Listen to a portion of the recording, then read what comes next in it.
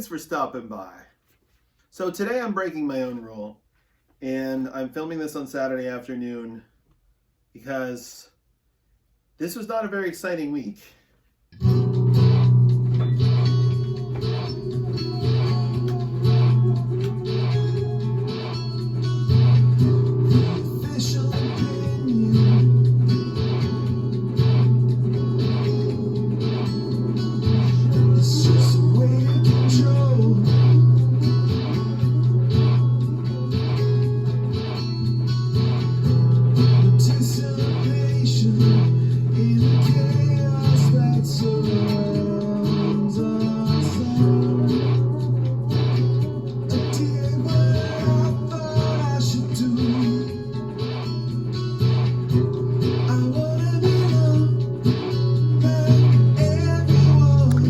Hey, so yeah, I went in and I posted my song, and people were nice. Let's see what they had to say.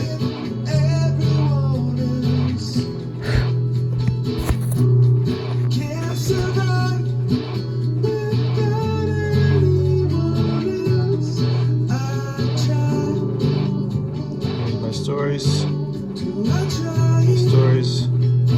5 more replies. Oh, let's look at so we get everybody. Man, I feel you. Sounds great. Love your theme. You have a great voice. Dig it. Love the... Look at this. Look at all of these nice people and the nice things that they said.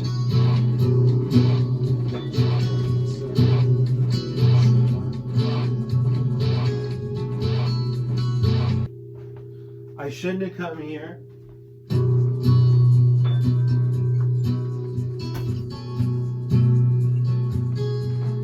But I'm not staying home. I mean, that's how we speak.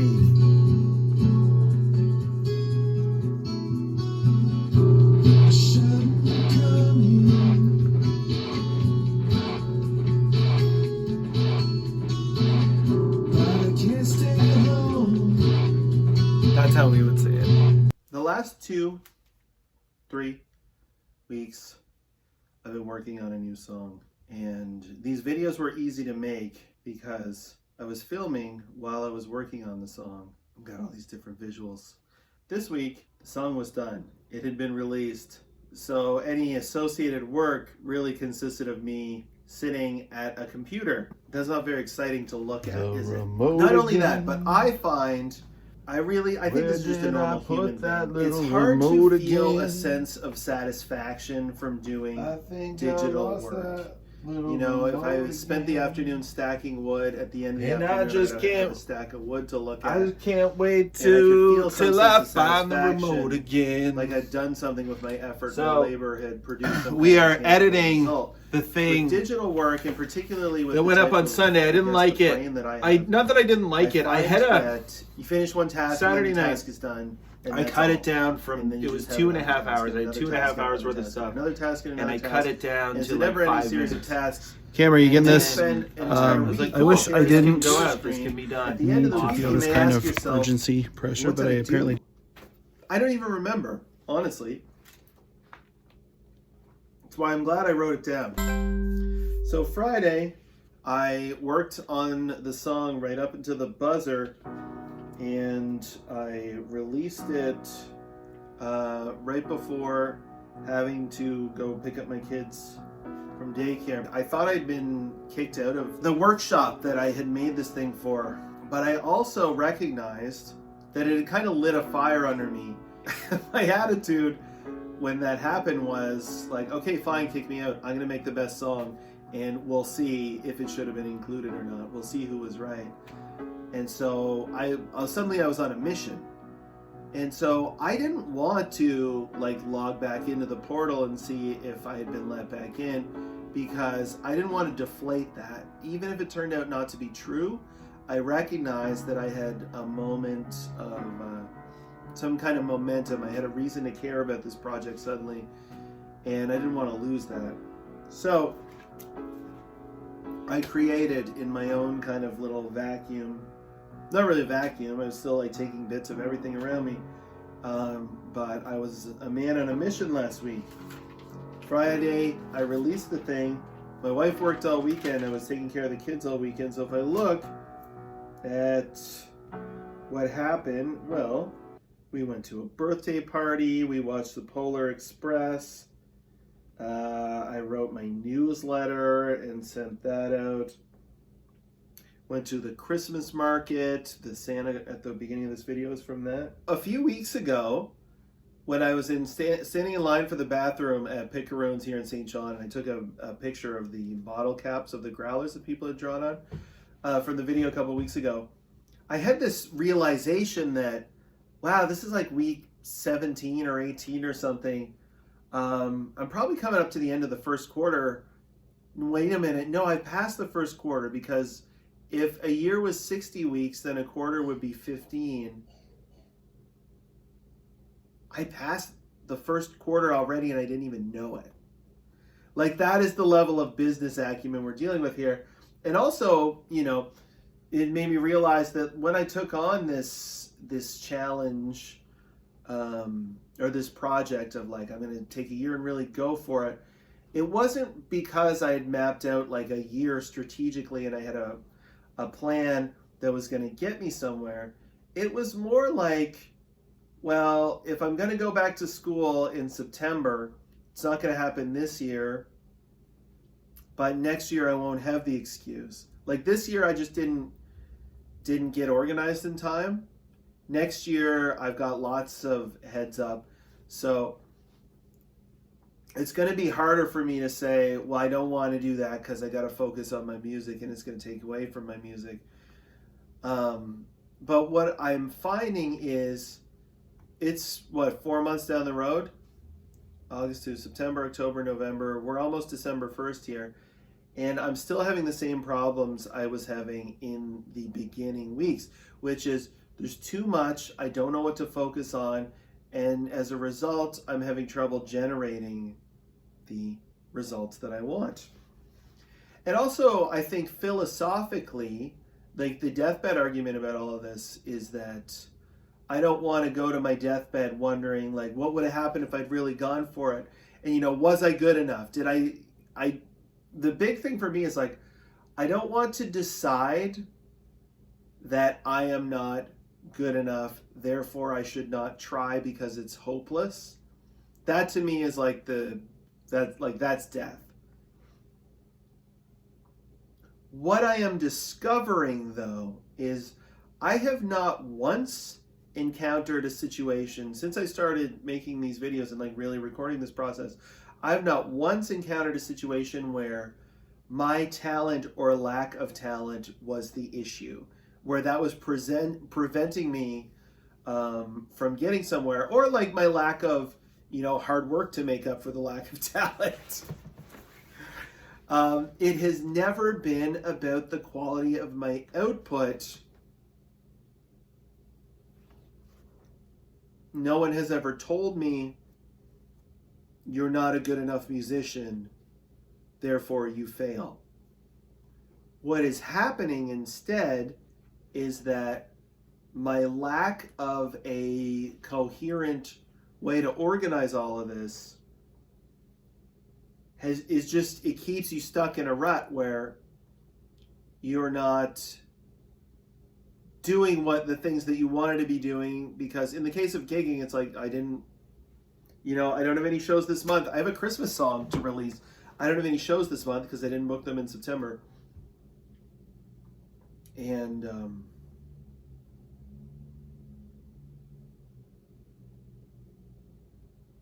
man, I really should have made bullet points for this. You know, like, I'm not really set up to sell merch in the way that I could be. So anyway, this past week I thought, well, why don't I, now that I have a minute, now that I'm not working on a song, I'm going to look at my data and figure out steps forward. And I thought I would start with looking at how much money am I actually making from this thing? Because that's ultimately what it comes down to. I've been kind of dancing around that subject, but really when we talk about, what we talk about when we say going full time, making this sustainable, does it make enough money for me to live off of after expenses? And right now the answer is no. I got a Black Friday sale. I signed up for accounting software that I'm not going to name drop, but it was the same program we use at work. So I thought, I already know this interface. I'm going to pop it in there and I'm going to see how much money I make from each thing, being my own gigs, which are like, like Sunnyside Uppers are the main draw, versus the gig where I'm kind of background music. I would put Playing on the Ferry in that sort of context, what we call low pressure gigs, where you could be anybody. They're not expecting you to bring people out. You're just there because somebody wanted live entertainment and you are able to provide that. You're a service provider, you're not the draw. And then there's merch sales, there's me playing in other people's bands, and there's teaching. And those are all together, those constitute the revenue streams. Oh, there's also royalties, which don't make up a big part of my livelihood right now, but they do exist. So anyway, Monday I signed up for this program. I spent the week entering and tagging transactions. Last night, I finally got them all done for the year, and I discovered that it categorizes my expenses but not my income. So it doesn't tell me. It just tells me how much money I made this year. I learned that my business is profitable, but it doesn't make enough to live off of. And we'll pull that up. What else did I do? I made a promo video to put on Instagram for my song that was now released on streaming, because only the people on my mailing list or the people who follow me on Bandcamp got a notice about. The other one, because with the social media, I'm like, I don't want to shoot myself in the foot by putting out something that makes me look bad. So I end up just posting nothing. And then I made this thing and I worked, I don't know, I spent an hour and a bit on it and chopped it down from my video that I put out last week. And I thought this was great. This like works really well. I can make a much better thing this way because I've already done the work of creating and editing this footage. But it really did not perform as well as I hoped it did, as well as I hoped it would. And so last night, I thought I was going to be editing this video, and instead I sat on the couch tagging, entering, and categorizing my transactions. And I got to the end of my year, and I discovered that it wasn't going to tell me what I wanted, and I was going to have to do the thing I was hoping to avoid in the first place, which was just to create a spreadsheet with a separate page for each income category. I've found on Reddit, some guy was like, that's the easiest way. Yeah, you can use those accounting tools, but you can also do it yourself in a simple spreadsheet. And I was like, if I can pay somebody to organize this for me and I don't have to keep updating it, I would prefer to do that. But it turns out I'm going to have to do the spreadsheet on my own. Anyway, there you go. Just lost yourself a customer, people. And then I thought I would try this new AI tool, and I don't know why I really tried. I guess because I was already sitting at the computer. But anyway, it was not ChatGPT. I usually use ChatGPT, like everyone, I'm sure. But I had some questions about how I should spend my time, what I should focus on. As you know, I've been asking those questions here, and nobody seems to really have an answer for me or want to take that on or whatever. I posted it somewhat facetiously in a video a couple weeks ago, and I didn't get a single response. Same thing, I asked my newsletter, nobody knows. Nobody's got the answer. So I decided to do what any 21st century digital boy might do, and I asked an AI chatbot. And I got some interesting answers, including the thing about the Instagram video, which is why did it not do so well? And it asked, which are your videos that do well? And what it told me is that Instagram, we knew this. Instagram wants you to stay on its platform. They will prioritize, if you make a funny video, they will push that out to people. If you make something that feels like an ad for your new song or your tour, your album, whatever it is, They don't like that as much because then you're sending people somewhere else that is not Instagram. So their algorithm will deprioritize those sorts of things, which is frustrating for somebody like me because I only want to use it to tell people about the stuff I'm doing. I don't really want to use it to just like be making funny videos for extra work. But I guess it matters. People judge you that way, so I guess it matters. Anyway, I also asked it what it thought I should focus on and how I should structure my time. And it spit out a ton of information that I am now going to have to like sift through and try to apply. So I'm going to, for the next week, start digging into what it told me. Rather than tell you what that is, we are going to put it into practice and we're going to see what it looked like, how it actually worked. And then the other thing that we've got to do is prepare the Christmas song for re-release. And I think it's as I've joked, it's a holiday-coded song more than it's a Christmas song. It's more about shopping and social media than it is about Christmas. But it is definitely Christmas-coded. Oh, and the reason I have this is my day planner. As I was thinking about what did I even do this week, I went to Haven Music Hall.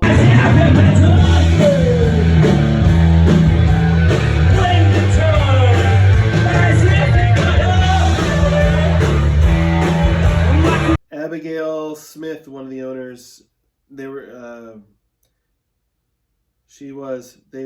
doing office hours. So I went and talked to them about booking. How does one book a show? Because I think I should be trying to do that there.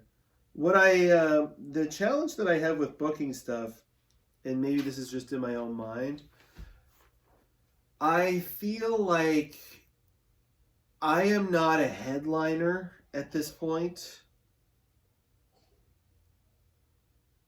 So it's weird to be booking my own shows. But I think I need to look at that more as like, get some bands together and together we can fill a night of music at a venue.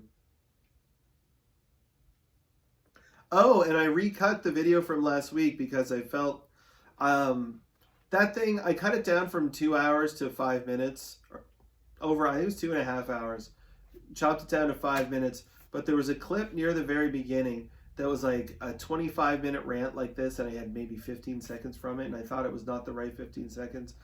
And I went looking for another one, and then I started moving stuff around, and that became a rabbit hole. And at some point, I deleted my original version, so I couldn't release that anyway. I couldn't go back to that, and ended up re-editing and posting that video. Because if anyone ever did become interested in my song, here's like a making of, and I wanted it to be good.